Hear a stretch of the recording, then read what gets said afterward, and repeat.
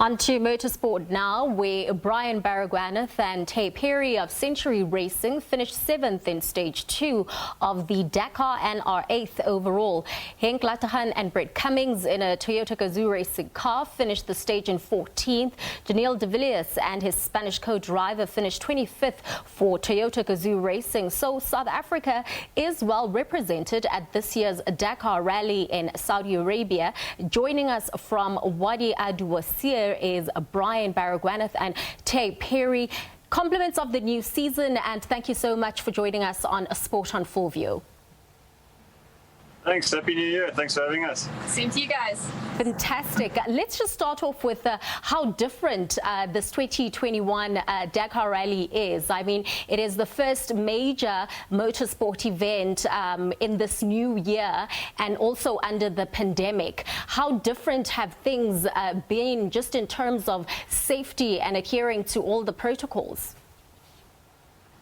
We're very lucky to be here. We thought the race would be cancelled 2 weeks ago. Just to get you know, the country's been in complete lockdown. So we had to get special flights to come in. We had to get special permission to get our spares here on flights. And so it's been very tough to get here. But now that we're here, they've got what they call a bubble where everyone's been tested and everyone within the bubble of Dakar is known to be clear. Tons of sanitary protocols and lots and lots of rules to follow, so we can all just keep doing what we do. Sure. No, it does sound very hectic, but as you say, happy that it is currently underway. I want us to actually talk about safety. That was one of the biggest things which was said to be implemented this year, especially after the tragic passing last year of the two motorcyclists, Paula and Edwin. You know, some of the safety measurements that have been added were an airbag jacket, which was going to be used for some riders, and reduced number of rear tires. How has that been affecting your performance so far? Well, on the car side of things, they've also put a top speed restriction, which we didn't have last year. So we're restricted to 180 kilometers an hour. Last year we were doing over 200 kilometers an hour on the stages. And then they've also implemented speed restriction on dangerous sections where we don't race on the dangerous sections. But there was only one of them today for a short while. Otherwise, it's still very, very risky out there. We had two scary moments today where we flew off dunes, and luckily the car's got very good suspension. You know, we fly 2-3 meters off a dune and land on the flat.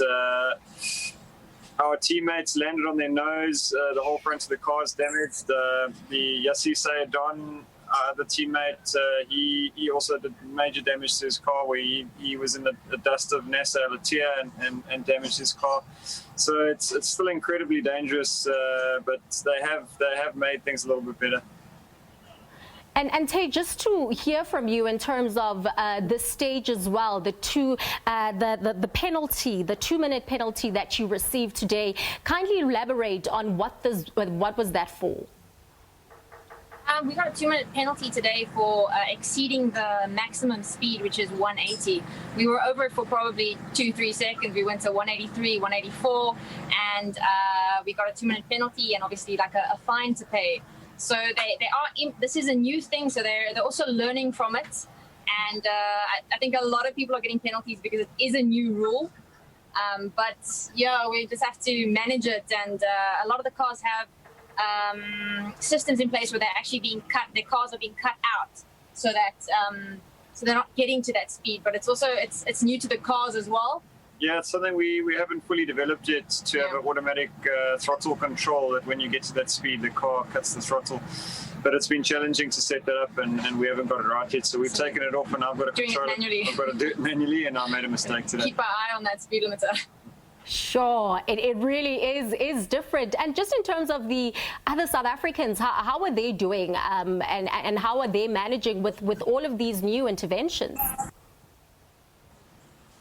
Very good. Toyota's got a very strong support system and backing and structure and team structure.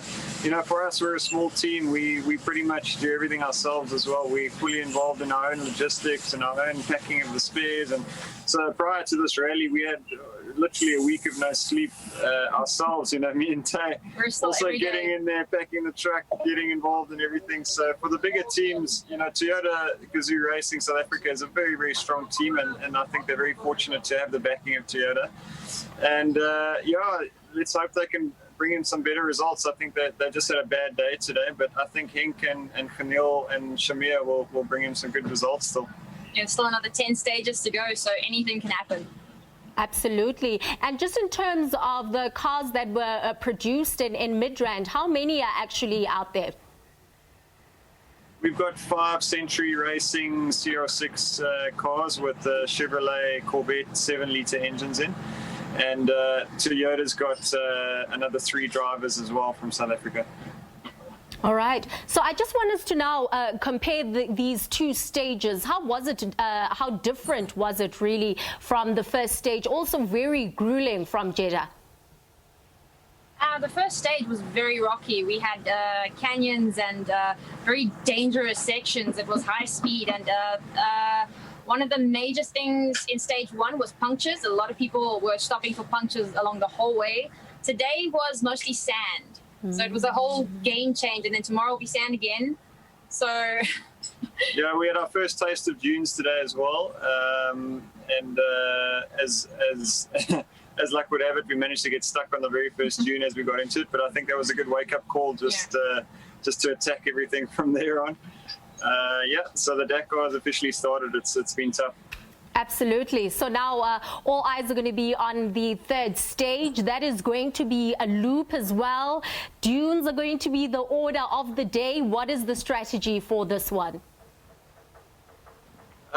Tomorrow should be very similar to today. There'll be 10 to 15% of dunes, but it's very weird. We've got these flat-out sections, and then you have dunes, and then you race in between these rocky canyons. It's like racing on Mars. The terrain is it's incredible, actually. Yeah, it's something so different. You'd never imagine terrain to look like this. So it really does vary all the time and makes a race very interesting. All right. Well, thank you so much for giving us the time. We are definitely going to be having all our eyes on you. We wish you all of the very best. Keep on flying the South African flag very high. Thank you so much. Thank you so much. Fantastic.